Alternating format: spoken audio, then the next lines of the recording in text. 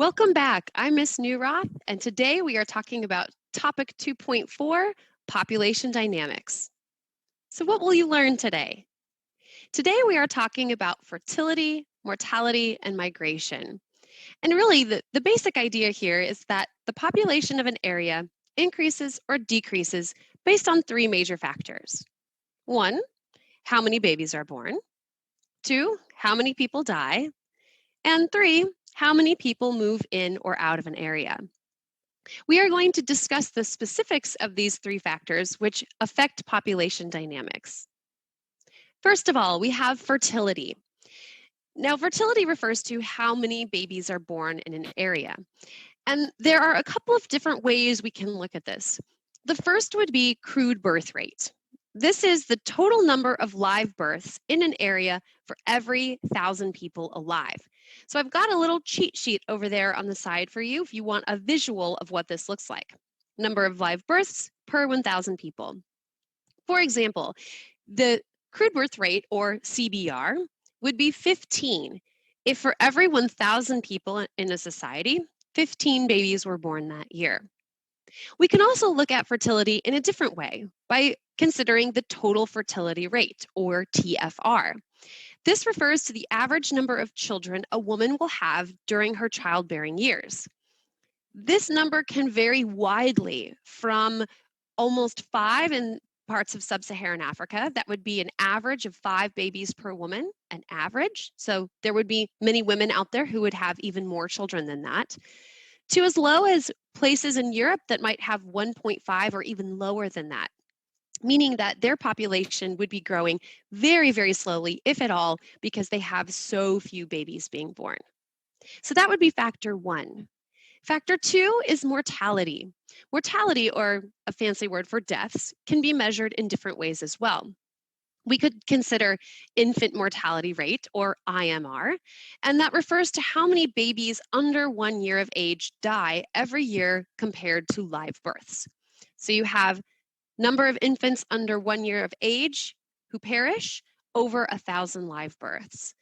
Now, this is seems like a strange statistic to consider, but this can tell us a lot about the health of a society. If you consider that a baby has a very weak immune system when they're very small, if you have a good healthcare system in place and a lot of maybe doctors available to women when they're raising children at that very young age, then babies are going to be more likely to survive. Crude death rate, on the other hand, is just the total number of deaths in 1 year per 1,000 people. So again, I've got a little cheat sheet here on the right side for you so that you can kind of internalize these ideas, IMR and CDR. Now, at this point, you're thinking, she's throwing a lot of acronyms at me. But essentially what we're doing here right now is I'm helping you build some vocabulary that will become very important in future lessons, where you get to start to take a look at these concepts in the real world and see what kind of patterns you see with things like infant mortality rate. Which parts of the world, for instance, have very high IMRs and which parts have low IMRs, and why would it look that way? If we take a look at both births and deaths, then we're looking at rate of natural increase, or the percentage by which a population grows in a year. It's called natural increase because we're only looking at births and deaths. We are not considering how many people move in or out of an area due to migration. One pattern that we see with regards to NIR today is that the least developed areas on the planet tend to have the highest NIR. So think about what the consequences of that may be. Consider this very densely packed street in India here. Imagine places that have really, really high rates of growth of population, also being places that have lower levels of development, meaning less economic opportunity, less resources for all of the people that are being added to the population. One other thing that demographers and geographers may consider is population doubling time. And this is very similar to what it sounds like, how long it takes for a population to double. This is related to natural increase rate because NIR affects the doubling time. Right now, the world NIR is roughly 1.2, which means that our world population grows by about 1.2% each year. Now, that doesn't sound like a lot, but what that means is that our population will actually double as a world in 58 years if all of the trends that we see today were to continue. In some parts of the world where the NIR is much higher, we see doubling times of as low as even 30 years.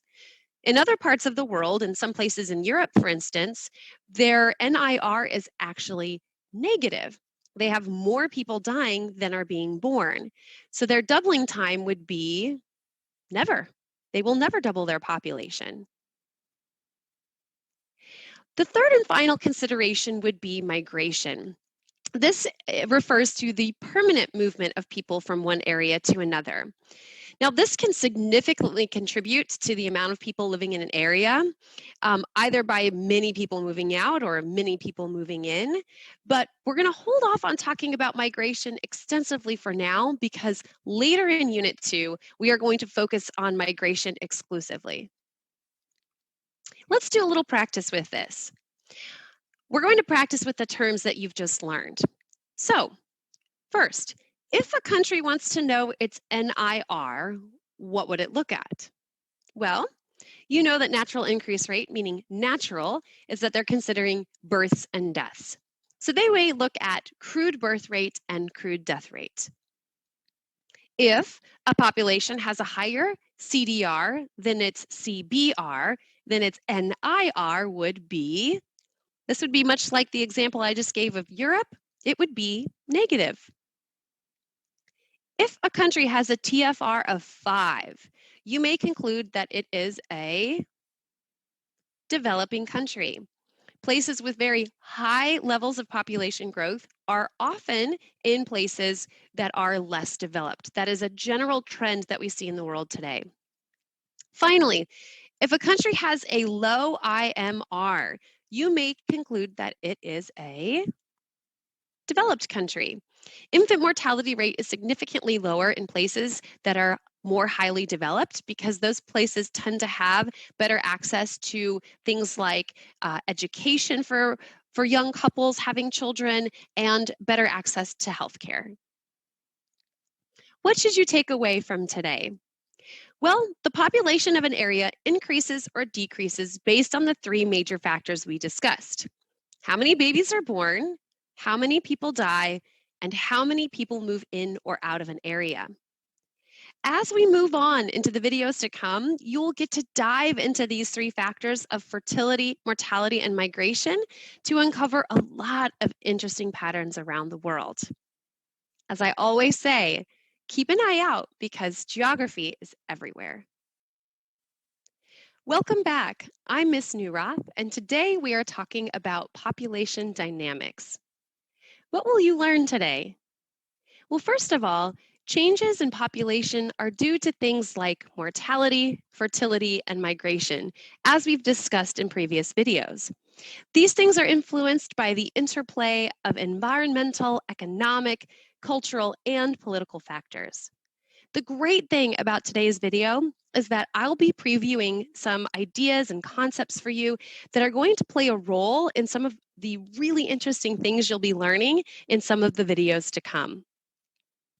So today we're going to start talking about social factors, things that contribute to changes in population. So first of all, improvements in things like medical technology with immunizations and better healthcare have drastically reduced the traditional causes of death like curable illnesses. Not only that, but improvements in things like education, especially for women, lead to a reduction in the TFR. And as I described before, you know that TFR means total fertility rate. Sometimes my students are a little confused about what it means when we talk about social factors. So you can think of things like healthcare and education, things that would often be considered social services, are what we mean when we ask for a social factor. Now, cultural factors. What kind of cultural things may contribute to the rise or the decline of a population? Well, first of all, we see that societies can oftentimes shift their attitudes in the way that they think about things. In recent decades and in recent years, we've seen that in many parts of the world, there have been shifts in attitudes about the role of women specifically in politics, in the workforce, and in family life. And demographic changes follow when those attitudes about women change. For instance, if it becomes much more common for women to also have a full-time job rather than stay at home with children, then you may see that more and more women are in the workforce having fewer children. A society may also see a broader cultural shift in values. For example, from family-based values, like having a very large family and having the family be the center of cultural life, to more work-based values where the workplace becomes more of a center of social life. Maybe people see more value in having attained higher positions at their company as opposed to seeing value in having more children. These kind of major cultural shifts can play a role in people having more or less children. Then we get into the political factors, and this is where I think things get particularly interesting. Here in the future, in the videos that are to come, you will be learning about pro and anti-natalist policies. These are government policies that either encourage or discourage their citizens from producing more children. Now, these policies are basically government's way of trying to control population. In some cases, governments want their people to have more children. They need a larger incoming workforce.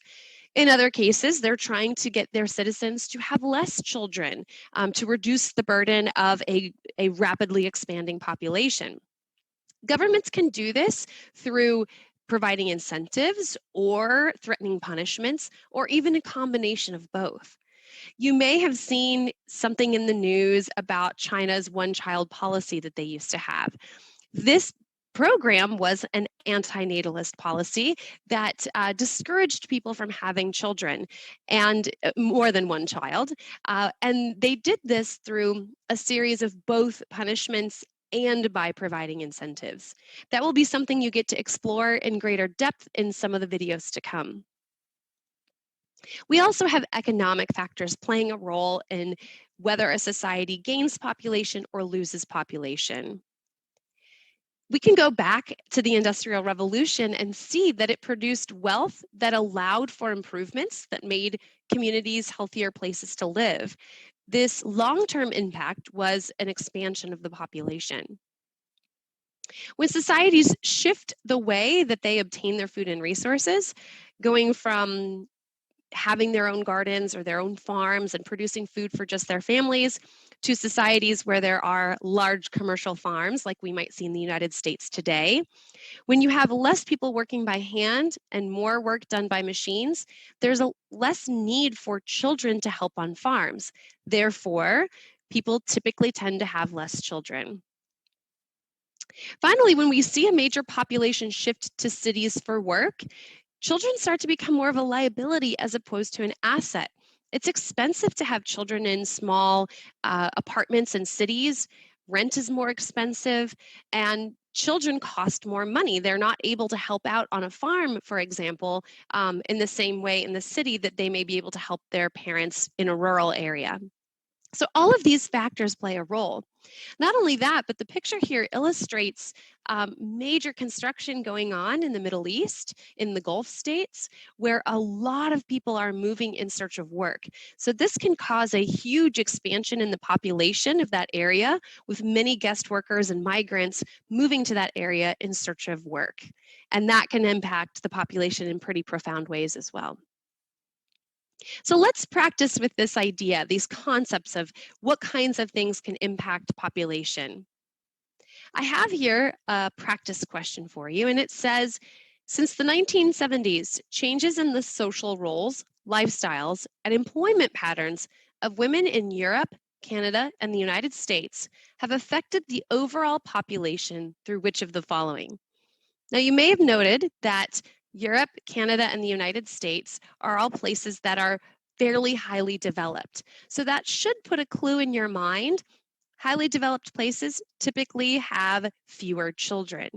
So with that hint, you may know that the answer is B, decreased total fertility rates.